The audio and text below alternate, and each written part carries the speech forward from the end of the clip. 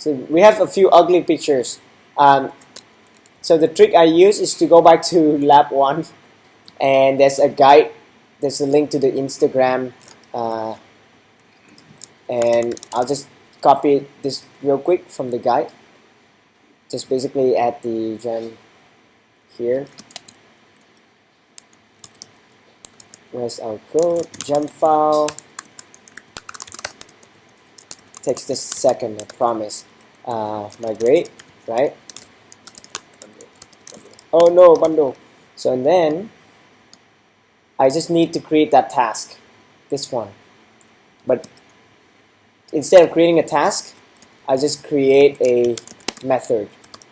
It's just easier for me. So let's say def self import from Instagram, and let's paste this down here. Looks fine. And this Instagram client needs to have the right key. So photo, you import from Instagram, save username, caption, no likes count, URL. That's right. Okay, and I need to set this guy in the initializer for Instagram. So config initializer Instagram.rb. We shouldn't be committing our client ID to. Right. So, but this one is just a public ID. So sorry, it's quite safe. But yeah, you're absolutely right. So we're not committing from this one. I'll take it out. But basically, we don't need the secret key. This is just to query the most popular items. And I think with that, I should be able to. I can go to Rails console. Now it runs the whole thing. I should be able to say photo.import from Instagram. Boom. Great. Yay! It's prettier. It's more. So right now it's still not good enough because we're not using. I used the masonry from last time. I think there's some work to do to make sure that it flows nicely. So at least it looks okay. Yeah. So okay. To get next to this, after locale we are touching on time zone. So I'm going to add a locale column and a time zone column. Imagine your user, right, can be in the US or Vietnam or somewhere. So Rails generate migration.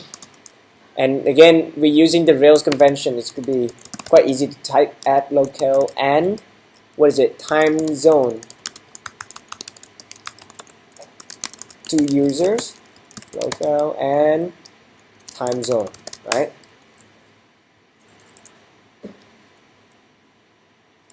It's creating the file, and after it's done, I should be able to check the code. So it's here, add columns, locale, and add column time zone.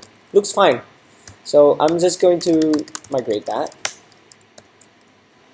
Let's create a page for you to update. Now there are two ways. You can go in here. Who has seen this page already? Edit user. Like we've seen it. Where do we get this page from? Device. So you can override the device view. You also have to override the controller device. So it's a little bit more work to add another field here. So I'm going to make something easier. I'm just going to create a new controller. Let's call it a profile controller, and then let's have edit update action.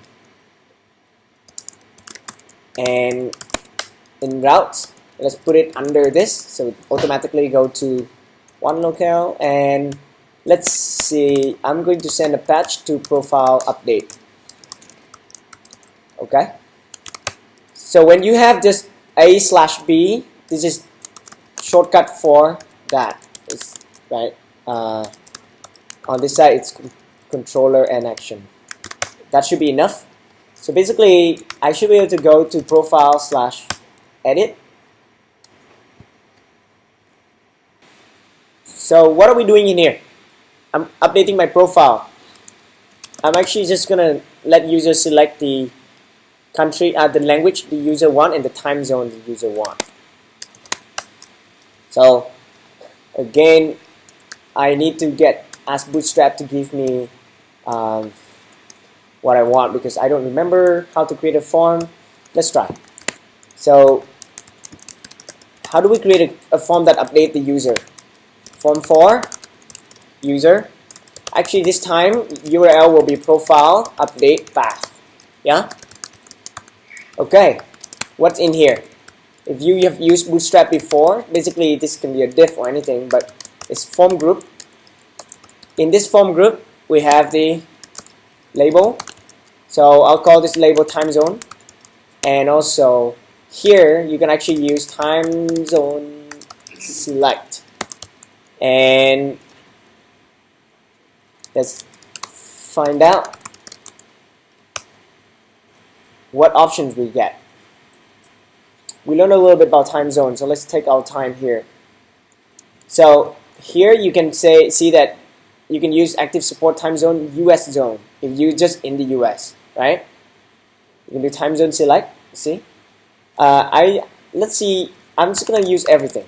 Active support time zone .org. Okay, and let's see what we get. User is nil. Should be current user.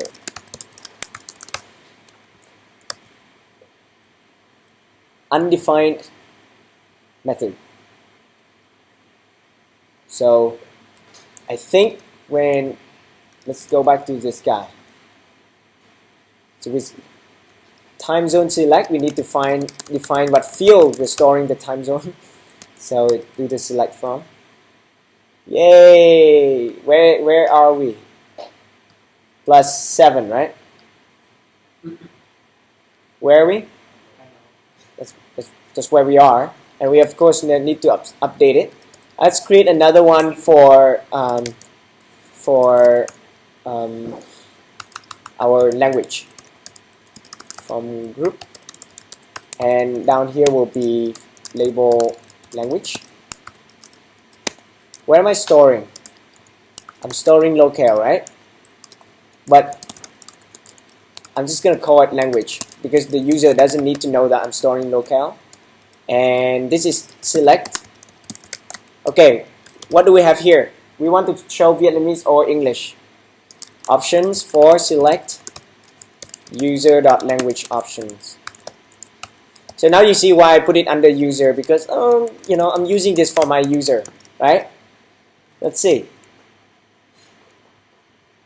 Excellent. And when you choose and you submit, it doesn't submit this text, right? It submit the key value, so it submit this value en and vi over here. So that's good. Next up is, let's just submit this form.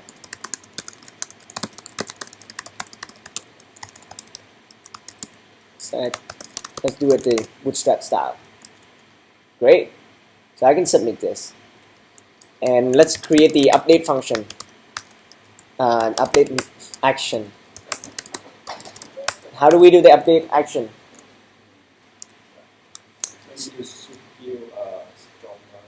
Yeah, okay, we should. Alright, so I basically require what? User. Let's look at this form right here. It's a user, right? When you submit, let's just try to submit. Right? And look at the log file. Not that log file, this one. Does it store the user for me? Actually, the funny part is it doesn't do that if you don't have the action. So, so let's do that first. And I'm just gonna crash right here. So let's submit it again. Let me just close everything else so it's easy to see. Right, I'm submitting it, and actually because I'm looking at this text, it's holding up the log, right? So it just didn't respond. So the whole thing is in user, just like what you said. You see that? Okay, great. Press locale twice. Locales, this one is always merged into the form, yeah. So that's the interesting one, because we remember we in controller here we actually default URL options. We always merge it in. So technically you may not need it anymore because you use the prefix method. But we'll keep it there. Doesn't matter. So here, let's finish the update. So how do we do strong parameters here? There would be permit, locale, and time zone. Now, I don't have to basically, let's say, update. I can call this temp or user param, the same thing. Let's just follow best practice, right? Put it down here.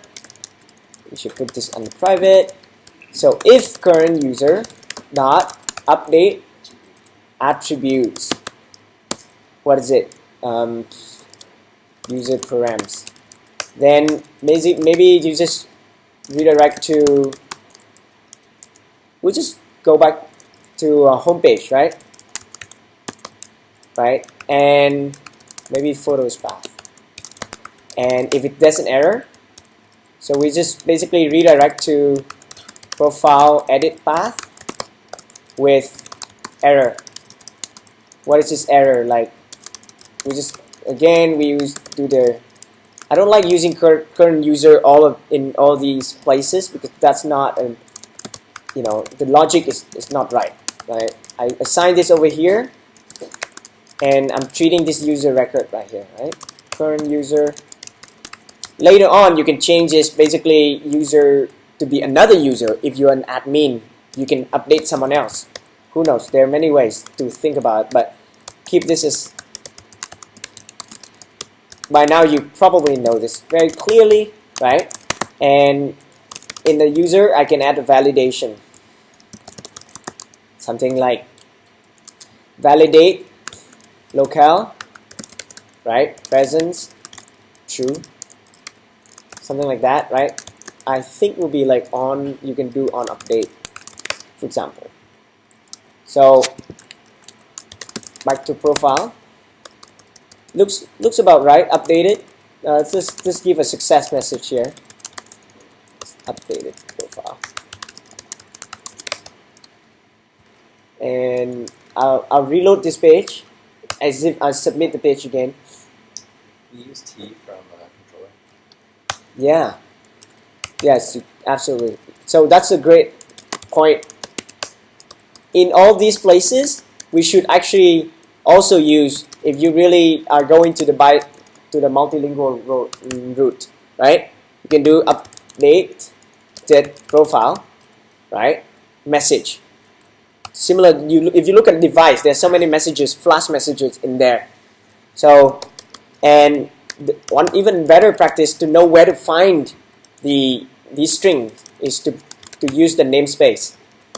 So if I do this right now, one more time, and I actually use one more trick, is that if there is a missing, let's just put it in here. If there's a missing translation, let's crash. So you can catch missing translation easily by putting this as true over here. This will only crash in production. Usually you should only put it in production, see? Because, no, I'm sorry, in test or development. In production, it's okay, don't crash, right? It depends on your preference, right? And because this is not a critical mistake. So if I try this again, I want to see what translation key it's missing. If you put it in the view, remember it's photos.index. The name of the translation key.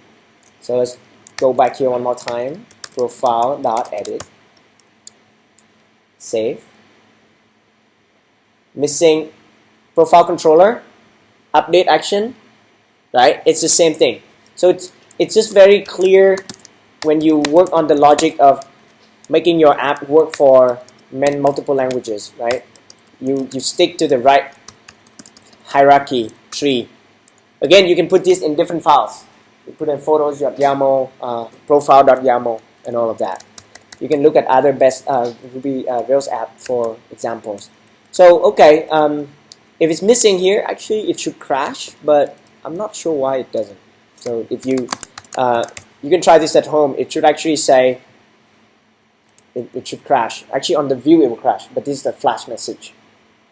Yeah, if it's a view, if you do pictures right here, if it's missing, it will crash. So let me just show you real quick. And here, if I delete pictures and run this, right? This is missing. Translation is missing. So that's the idea. But if it's missing in the flash, it doesn't crash. So we haven't translated everything in our app, so I'll keep it. Okay. So next, I'm displaying the time. This is the fun part. Application. Notice I'm saving the data now. Next to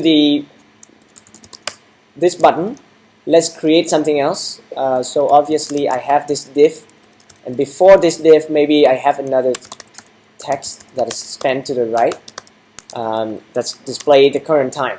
How to display the current time? Does anyone know? Time dot. Huh? Are you sure? Time dot now. Yay! So let's make it a little prettier. Maybe this should be a span label.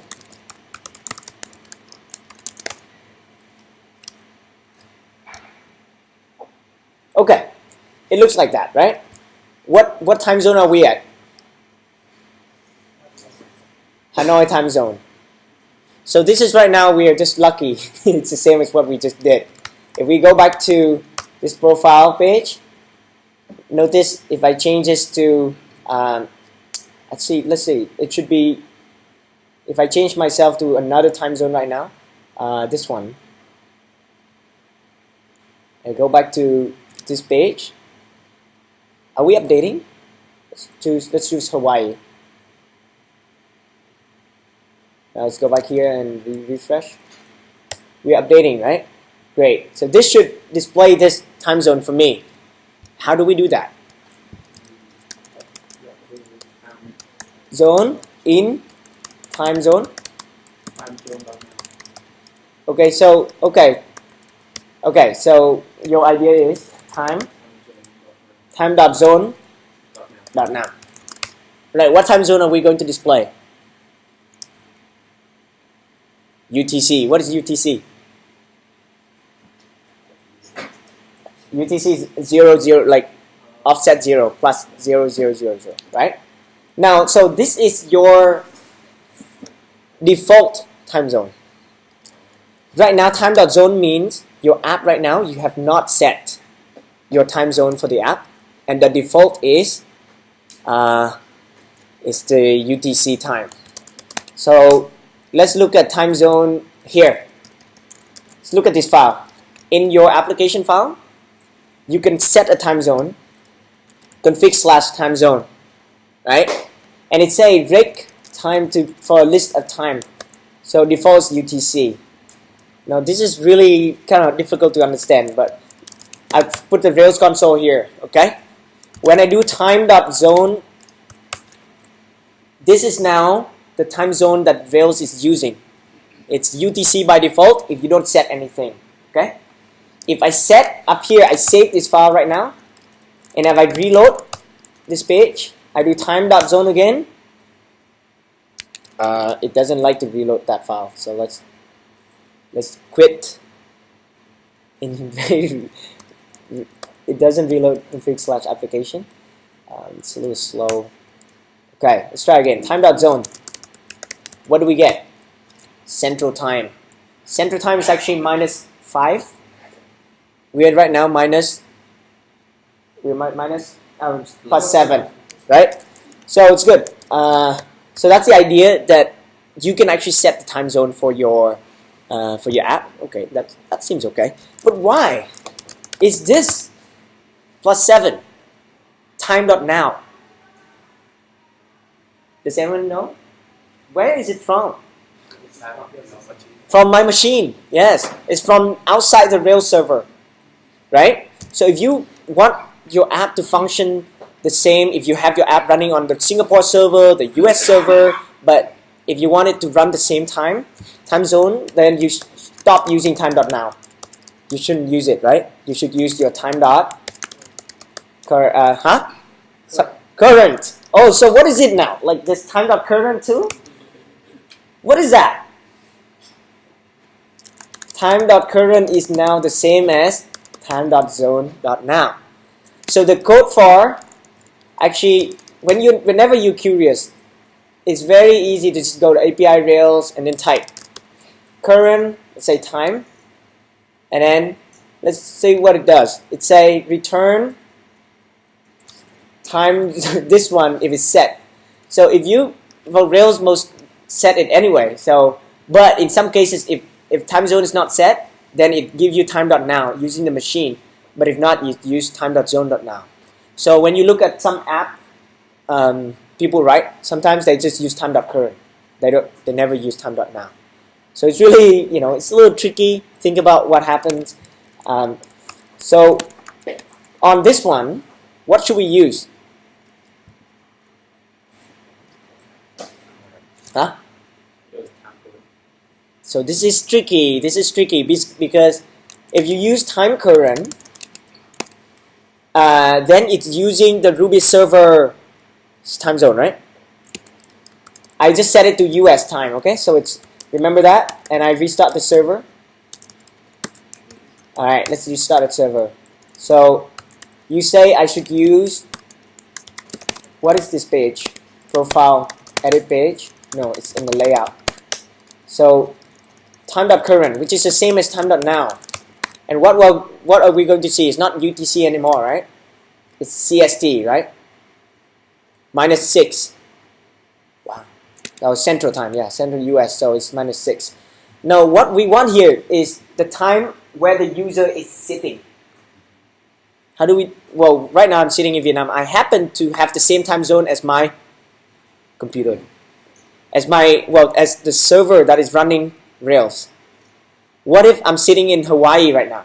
So I'm sitting in Hawaii right now. I want this to be my time. So there's a method called in time zone, and that you can use, right? So here you actually display time.current in time zone of user dot current user dot time zone. Okay, so this -10. Is that a good way to do it? What's happening here? Every time you display, okay, this will be like, if you go to the timeline, you see, oh, this is like 5 minutes ago, 10 minutes ago, all your time is wrong. You have to keep remembering to use in time zone. That's not nice, right? So here's a better way. I'm going to say, hey, every time I run the app, just set the whole thing to be this user's time zone. So it's similar to set locale. Actually, before action, set time zone. Set time zone. Now it's not just before. There's a better way, but I'm just gonna do it. If we're going to do it, how do we do it? You will set the time dot zone equals, right? Actually, to do it right, you have to do rails.configuration.time zone equals this. And it's a little tricky. You change something in the system. It's not very safe. Like you change it and then someone else like think, what? You change that, a request should just go back to the previous state. So if I change anything here, I should have a after action that say clear that. So it's safer, right? If multi-threading, if I have like this Rails is setting this, and Rails is not very good at multi-threading, and actually most web servers are not. So you want to be much safer. So there's a thing called around filter. So I'll check the note here. So basically, if we set the time zone, around filter, set time zone, but only if the user exists, right? If not, don't do anything. And in this around filter, there's some fun method. So set time zone here. There's a fun method that you get to use here. Time dot use zone. So let me pull it on the right. And here's with Ruby, we learned a little bit here. Of course, we should only do this if use current user dot locale is time zone is present, right? Dot time zone. So this yield is that you actually run a round filter, and then everything's running the action and the view is wrapped inside this guy. After you finish, it doesn't use that time zone anymore. Does it make sense? Right? So Ruby, you don't have to pass anything, and you can just say yield. Here's another way. You can pass in a block, and you just pass in the block again. It also run that block. So that's what you do with the around filter. It's very rare, but sometimes this is very useful for this purpose. Any question on this one? Around filter? Plan again about block. Come on. Can you explain again about block? What is this? Can you plan? Explain. Yeah. Okay. So around filter, Rails around filter has this one. Rails around filter. Is it somewhere here? So unlike before filter and before action is the same. After filter and after action is the same. But around filter here is it take a block, because when you run the action of any action, it's inside the filter. So around filter here, this block when it's called is the action and the rendering. It makes sense why when we call around filter, you pass the block to it, right? Does it make sense? If I don't, well, this is the syntax for it, right? Pass a block because, I don't know how to explain this. I mean, Is it a block.call? block.call, that's another way. You can actually call block.call in this one. And yield is an implicit way, but because Ruby is so crazy, there's so many ways you can do it. Yeah, yield is the same thing as block.call. Yeah. Yield will only do block.call if it was past the block. Yeah. And block is just like a lambda or just some code that you pass this function. So what Ruby's going to do is it has its action that it wants to run, but it'll pass that action as an argument to this around filter. Right. So so the action that it has to run, for example, photo index, the index action, is passed as an argument to this filter guy. And around filter, here we use the block. In before filter, we normally don't need the block, but you also have it if you want. It's just a method. It's passing the action. And you have the block as an argument because maybe you might not want to, not in this case, but other cases you might not want to run the action. So here we always yield, but there might be some cases where it's like, oh, if the user is not present or something, right, let's not run the action. So you can choose not to run the action. Take the block and then choose not to run it. Yeah. If you don't take the block, then it will run it. For example, before filter, right? You can also take a block. But because we don't care about it, we just ignore the second argument. Okay, so that's a good question. And we can talk more about it. If it's not clear, I'll definitely love to have a better explanation of it. So, okay, so we fixed a little bit problem over here. It looks like every time you load the view, it's nice, right? On the console, it's not, okay? Like, this is only good for the view. That it's using the user's locale, like preferred language, and it's using the user's time zone. Right. Any question on that? Now, we'll just get back to localization. This is actually pretty cool. Now, we already know how to translate any text in here. So, for example, this profile. Let's do it one more time. Just to how do we fix this one? Profile edit. We'll do T. Maybe call profile edit profile, right? And it's actually pretty good. A good idea to do dot there, and then locale slash. This is, let's say, English, and for profile, I'm in the edit action, and then this will be edit profile. It's a bad name, but No dot. Put dot. yeah, so there's no dot here, right? And what happened there? It's use zone, not user zone. User. Okay. Great. It's not working there, huh? Did I save? I haven't. So now my question is, can I change this column, language, to something else? If I change this to Vietnamese, this should be, what should it be? So that's harder. Yeah? Okay, so how do we do that? It's part of active record. And if I go back to, I have to look this up. Rails again. So let's make sure we can change that, because our user may not understand time zone and language, right? So I think it's under active record. Replace the model names here. So I think it's called human attribute name.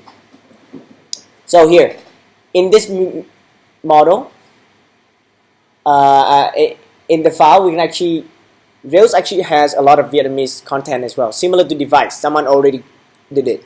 So in here, I copy this file, and I'm going to update it. Let's see if I can mimic the in Vietnamese. Okay, so locale vi here. So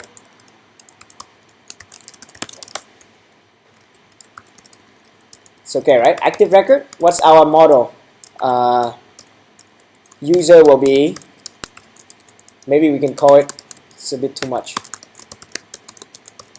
Charles, new words for you. And attribute will be, what is attribute? Language.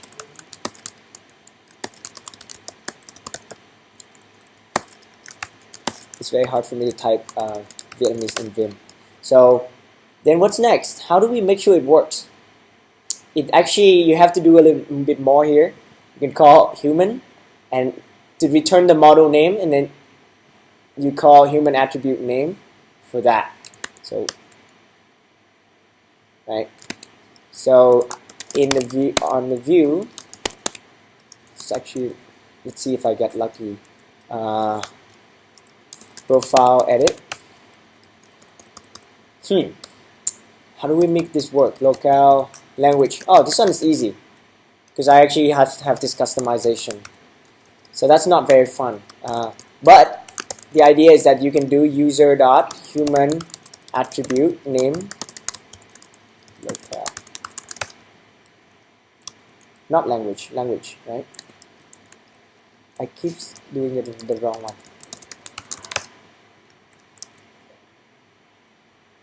Is it right? Can you change it? Huh? It's in English. Oh.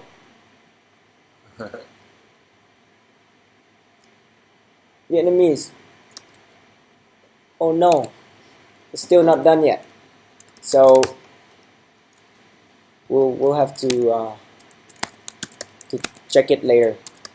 We'll revisit another one, because I'm not sure if we can get this right away. Of course, here you can use T. Where is the? But the better way is to use this attribute, right? Let's see, where's the file? Human attribute name. I'm going to test in the console. Okay, so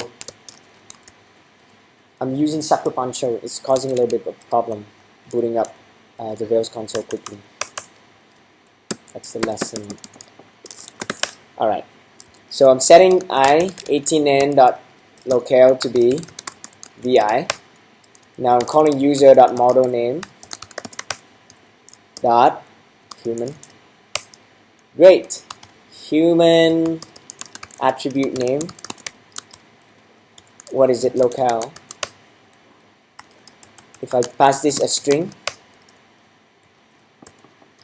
it's not good, huh? It's supposed to be, is it supposed to be under, also notice how you do pluralize up here, like do its controller.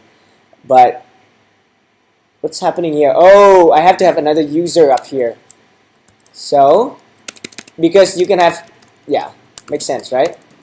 You have two things, users and attribute, and of course you can have photo here, and then photo up here as well, right? So I totally forgot about that.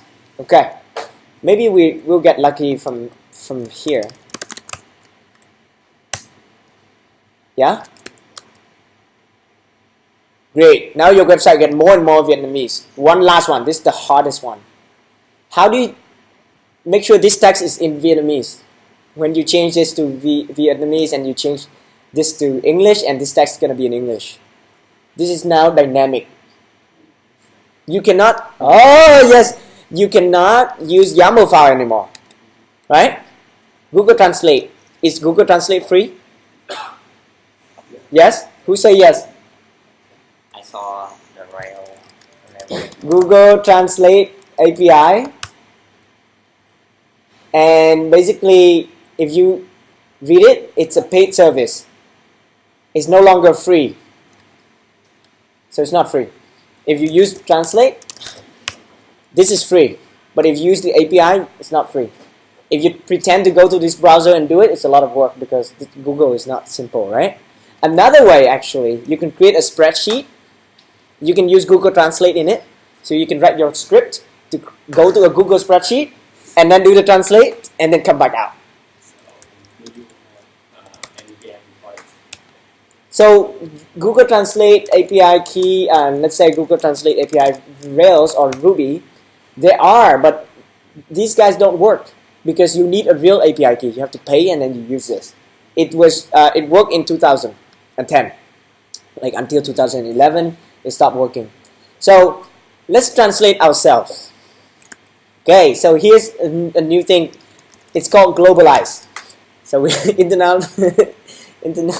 internationalization, localization, and now globalization. So globalize is something for you to translate dynamic content.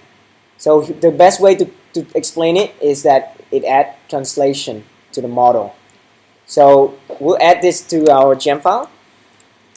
This is a little tricky. It's the most work, but if you have a lot of content, you know, it makes sense to do it. It makes sense to understand it too. So I'm going to run bundle next. While I'm doing it, I'm showing you how we're doing it for a model. So you say, hey, my title exists in English and in Vietnamese. So you say translate title. Now that's really hard. Where do you store it? Look at this post. So in the default locale, it stores title in post table, post.title, right? But in the Vietnamese locale, let's say the second locale, it's stored in a different table. It's called post underscore, post plural, okay? Post as underscore translations. And in there, you have to say what locale and what translation. So every time you load your post, it loads the post table and the post translations table. Yeah. So we install this guy over here, and we're going to try to translate something from photo, right? I say translate caption. Okay. Now to do it, it's a little tricky. We have to. This is caption, right? Oh, translate. So of course, if I run the server now, it will, let's see if it works. Photo.first will crash, right? Let's see what the error is. Oh, so much error. So much text. Relation does not exist. See this? Oh, photo underscore translation. So we have to create it ourselves.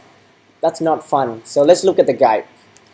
So the guide here say translation. For it, we have to create Globalize. under Globalize here. It will tell us what to do. You need to do this. That's all. Say photo create translation table, and then you say caption is a string. Let's do that. So, well, we need to run Rails generate migration, add translation to photos, right? To the photos table. And it's okay. So I have that file. Let's go to the migration file. We have to do it ourselves. Nothing here. It tells us that don't use the change method. Use up and down. So change is a clever way. When you use change, Rails try to guess what the down method is. But here you have to be specific. So when you down migrate, you drop the table. So it's easy. Here will be photo dot drop translation table, and up here photo dot create translation table. Now let's take some argument. You can actually tell it more than just adding the text. So I prepare a little bit here. So create translation table. Caption string is the first. That's all we need, right? Caption string. That's our the columns we want to translate. You can do more than one. You can have like maybe username here, email, but none of that you need to translate. Second argument here, you actually pass migrate data. It's true. This is optional. But if you do this, for example, if you pass in, for example, here you say like default is like hello, then it migrate everything in the past to have the translation to be hello and many things. So I'm just gonna keep it really simple. Just that. Does it look okay? Create translation table, drop it. Yeah, let's run it. Let's see if my db migrate is happy. Great. Right, 9 o'clock. Oh no, we need to edit it. Ugh. But yeah, so basically now you can edit the form, and then when you update the form, it will start to the translate photo translation table instead of the photos table, but only for the Vietnamese language. Let's look at the schema file. Here is the you see that it stored the locale and it stored the caption. It just basically a photo has many photo translation, but you don't have to do it. You don't have to do photo has many, right? There's only one line in here that say translate. Does it make sense? So if you go and edit it, there's one. Okay, if I'll show you the final code because it's a little important to explain how the update method works. So photos controllers update maybe attribute. Okay, so here when you update a photo, again I'm just cheating here, right? Just a very quick way, but I merge them. When we submitted earlier, we have it because we use the default URL options. Make sure that when you update attributes, in it you have a locale. So Rails automatically understand that you are translating it instead of storing the default value. So even though you say photo.update attributes, it's not storing to the photos table. If you are storing Vietnamese text, right? It's storing to the photo translation table. So it will be very fun actually. So then when you switch between these two things, it will use a different language. So that's when you want the user to write in their own language if you want. If you pay for Google Translate, Then you can create a background job that do all of this translation and store in that photo translation table. Right? It's just either human or not, but you still need to know how Globalize works.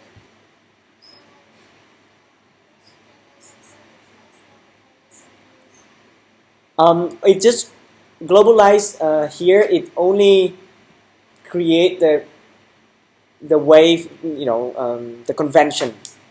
It say, hey, use me.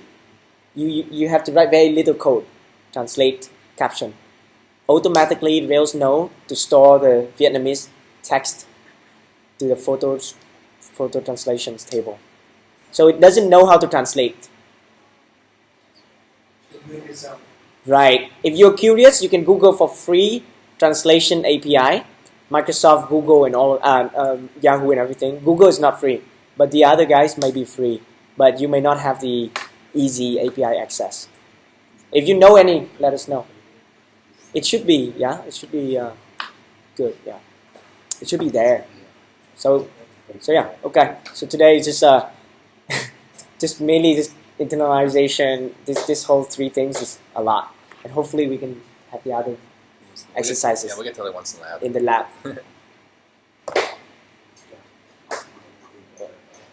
Thank you.